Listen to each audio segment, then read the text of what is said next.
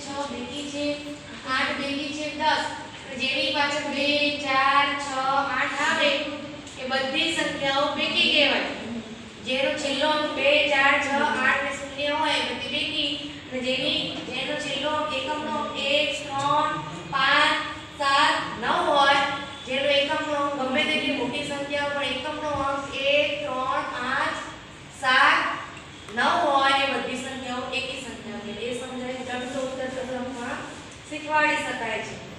1 થી મોટી 2 2 થી મોટી 3 3 થી મોટી 4 4 થી મોટી 5 5 થી મોટી 6 6 થી મોટી 7 આ બધી ચડતો ક્રમ છે ઉતરતો ક્રમ એટલે મોટામાંથી નાના જવાન 10 9 8 7 સીધી એકરી એટલે ઉતરતો ક્રમ સીધી એકરી એટલે ચડતો ક્રમ આટલું જ્ઞાન આપણે આના દ્વારા આપવાનું સરસ આ એક માટે તાળીઓ આ રીતે નાના એટલે બોક્સ થી પણ આપણે આ ગાડી ક્રિએટ કરી શકીએ અમે ઈ જે લખ્યું છે નંબર શીખવે મસ્તી ભરી નંબર શીખવે મસ્તી ભરી નંબર શીખવે મસ્તી ભરી મોજૂદ જ હોય કાર્ડ શીટ છે સ્ટીક છે ફેવિક્વિક એટલે ફેવિકોલ અને સેલોટેપ આ ચાર વસ્તુઓનો ઉપયોગ કરીને PLM નું નિર્માણ કર્યું છે આમ તો તમે જોઈને સમજી શકો છો કે સૂરજ જેવું છે ને સૂર્યની કિરણો એ ટાઈપનું એક આખું દ્રશ્ય દેખાય છે જેની અંદર અનુગજ અને વરસદ જે શબ્દો છે એ શબ્દનો પહેલો અક્ષર લઈ અને બબે અક્ષર બનાવવામાં આવ્યા છે આપણા માટે સરળ છે પણ પહેલા બીજા અને બાલવાટિકાના જે બાળકો છે એમના માટે આ જે છે એ શબ્દો શીખવા માટે વરદાનરૂપ PLM કહેવાશે જો હમણાં અમારી પાસે છે ને બાલવાટિકામાં વિદ્યાર્થીઓ દાખલ થયા તો પહેલા જ અઠવાડિયાની હું વાત કરું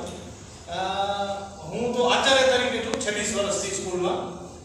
પણ મને છે ને બાલવાટિકામાં બાળકો સાથે કામ કરવાનું ખૂબ ગમે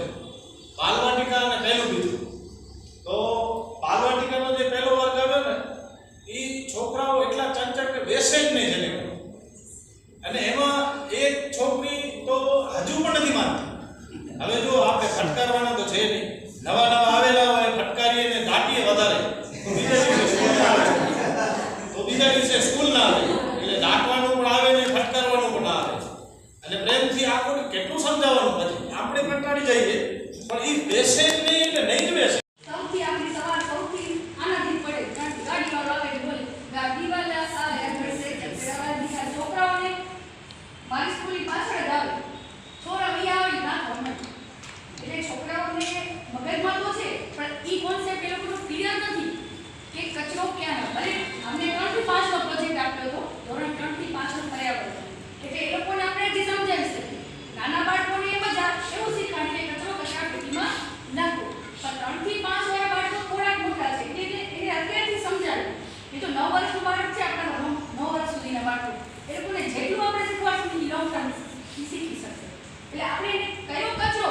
કઈ કચરાપેટીમાં જાય એ એને શીખવવા માટેના પ્રોજેક્ટ ને આમાં શું કરવાનું ધારો કે આ સૂકો કચરો છે બરાબર ને આપણે આજુબાજુ સ્કૂલમાં ઘણા બધા હોય